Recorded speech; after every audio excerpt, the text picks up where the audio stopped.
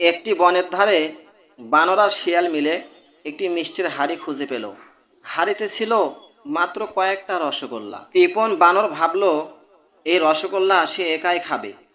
এই জন্য সে বুদ্ধি করে বলল, বন্ধু, আসো আমরা একটি প্রতিযোগিতা করি। এই গাছের মগডালে উঠে যে সর্বপ্রথম নামতে পারবে এই রসগোল্লাগুলো সে সব একাই খাবে। চালাক শেয়াল একটু মুচকি হেসে রাজি হয়ে গেল। প্রতিযোগিতা শুরু হলো।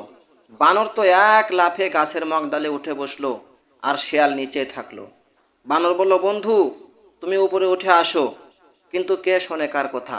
শেয়াল টপ টপ করে মিষ্টিগুলো খাওয়া শুরু করলো এবং বলল, বন্ধু, আমি তো নিচে আছি, তার মানে আমি সবার আগে নিচে নেমেছি।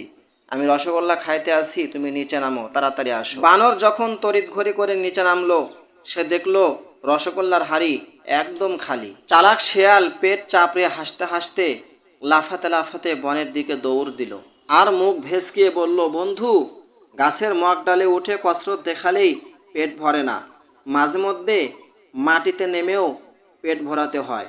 তুমি বরং লাফালাফি করো আর আমি রসগোল্লার মিষ্টির স্বাদ অনুভব